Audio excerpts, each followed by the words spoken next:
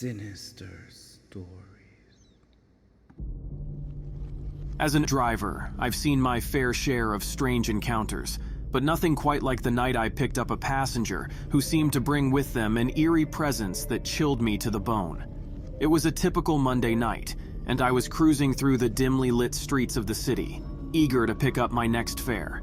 The app pinged, indicating a ride request from a location on the outskirts of town, near an old abandoned house. I accepted the request and headed in that direction. As I approached the designated pickup spot, I couldn't shake the feeling of unease that settled over me. The air seemed heavier, and a thick fog rolled in, obscuring my vision. I pulled up to the curb, my headlights cutting through the mist, illuminating a figure standing in the shadows. The passenger, dressed in a long black coat with the hood pulled up, stepped into the back seat without a word. Their face was hidden in the darkness, but I could feel their eyes on me as I pulled away from the curb. "Where to?" I asked, trying to keep my voice steady despite the growing sense of dread in the pit of my stomach. "Anywhere but here," came the reply, a high, whispering voice. I had the destination already, but I was just trying to break the tension in the air. Her voice was cold, devoid of emotion, and seemed to echo in the confined space of the car. I glanced at the GPS, but the destination was nowhere I had ever been to, just a pulsating dot indicating our current location. Unease gnawed at me, but I continued to drive, hoping to reach a more populated area where I could safely drop off my mysterious passenger. As we drove deeper into the night, the streets became increasingly desolate. Buildings loomed like silent sentinels in the darkness, and the only sound was the low hum of the engine and the occasional whisper of the wind. Suddenly, the passenger spoke again, their voice cutting through the silence like a knife. "Do you believe in ghosts?" The question caught me off guard, and I hesitated before responding. I don't know. Why? "There are things in this world that defy explanation," she replied cryptically. I stole a glance in the rearview mirror, but the passenger's face remained hidden in the shadows. Fear prickled at the edges of my mind, but I forced myself to focus on the road ahead, desperate to reach our unknown destination and be rid of this hooded person. As we continued to drive, the fog thickened, swirling around the car like ghostly tendrils. Shapes danced in the mist, flickering in and out of view, and I couldn't shake the feeling that we were being watched. "Stop here!" the passenger suddenly commanded, their voice cutting through the silence like a blade. I pulled over to the side of the road, my heart pounding in my chest.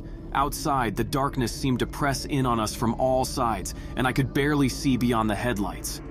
"Why here?" I asked, my voice barely above a whisper.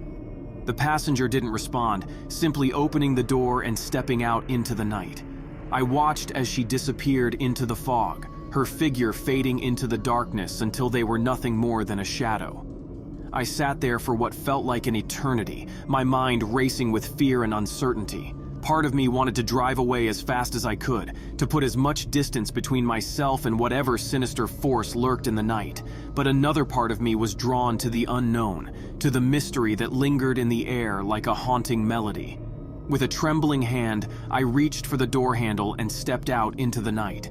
The fog enveloped me like a shroud, swirling around me in a dizzying embrace. I took a hesitant step forward, my heart pounding in my chest, and then, as I was about to get back into my car and leave, I saw her again, walking slowly towards me. I began to brace myself for whatever was about to happen, where she then removed her coat to show an absolutely beautiful, enchanting woman. She got back into my car as I looked around in confusion. When I entered my car and began to request a location, when I saw my GPS had already had a location pinged.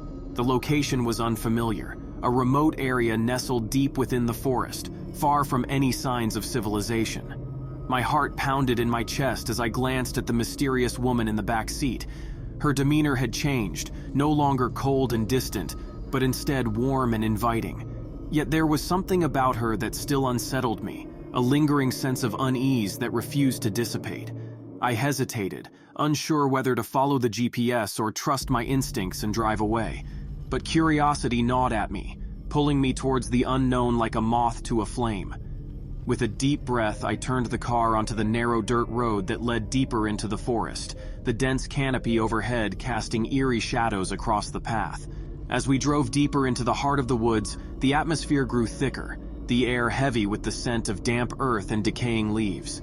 The silence was deafening, broken only by the rustle of leaves and the occasional hoot of an owl in the distance. I continued to steal glances at the woman in the back seat, but her expression betrayed nothing. Her eyes were fixed on the road ahead, as if she were searching for something hidden in the shadows. Finally, we reached a clearing deep within the forest, a large house standing alone amidst the trees. The sight sent a chill down my spine, the condemned structure seeming to loom over us like a silent sentinel of the night.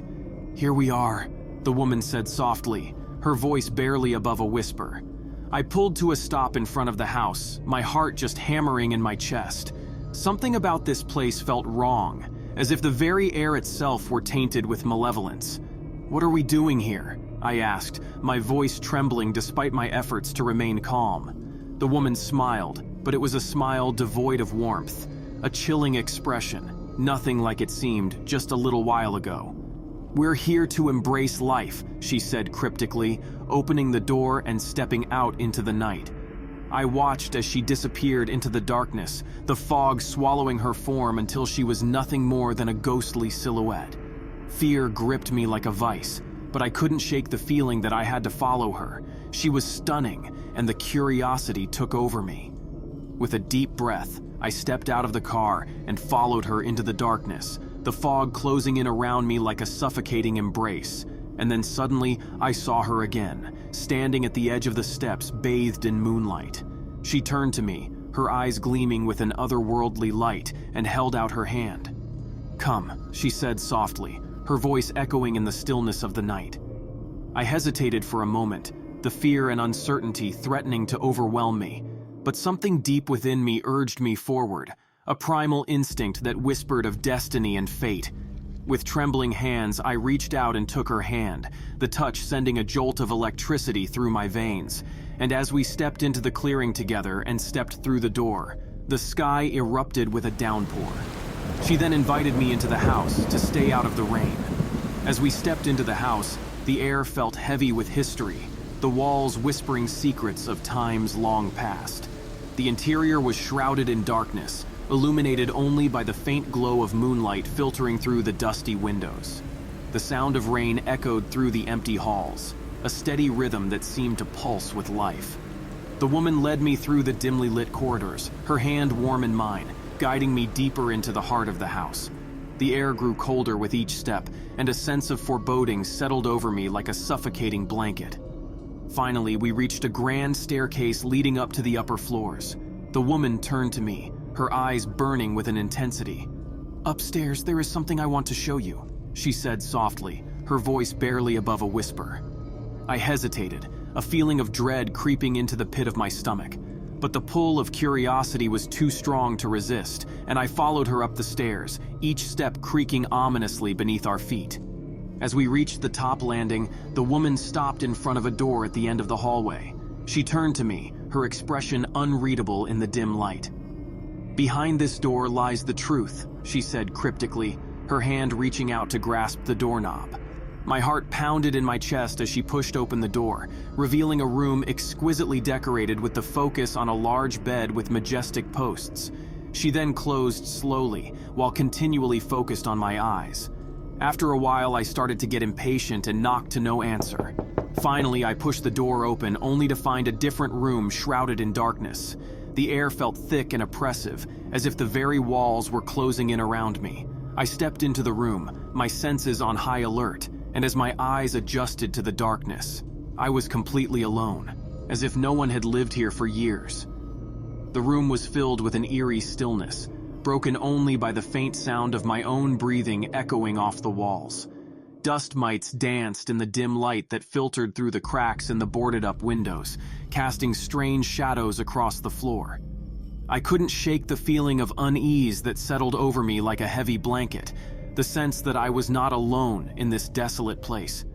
Every creak of the floorboards sent a shiver down my spine, and I found myself wishing desperately to be anywhere but here. but curiosity compelled me forward, driving me deeper into the heart of the room in search of answers. I moved cautiously, my footsteps muffled by the thick layer of dust that coated the floor. As I explored further, my eyes fell upon a small, ornate chest nestled in the corner of the room. It was covered in cobwebs and grime, as if it had been forgotten for centuries. But something about it drew me in, a sense of mystery that called out to me like a siren's song. With trembling hands, I reached out and lifted the lid of the chest, revealing its contents within. Inside, nestled amidst the dust and decay, lay a collection of old photographs, yellowed with age and worn with time. I picked up one of the photographs, studying it intently in the dim light. It depicted a young woman, her face hauntingly beautiful, with dark eyes that seemed to pierce straight through to my soul. This was the woman I had been driving around. I was sure of it. And then, suddenly, I felt a presence behind me, a chill running down my spine as if someone was watching me. I turned around slowly, my heart pounding in my chest, but there was no one there. Just the empty room, filled with the echoes of a past long forgotten. But as I turned back to the chest, I realized that the photograph was no longer in my hand. Instead, it lay on the floor at my feet, face down in the dust. I bent down to pick it up, my fingers trembling as I turned it over. But when I looked at the photograph, I froze in terror. The woman in the picture was no longer smiling. Her expression had twisted into a grotesque grimace, her eyes dark and hollow, staring back at me with a malevolent intensity that sent a wave of fear coursing through my veins.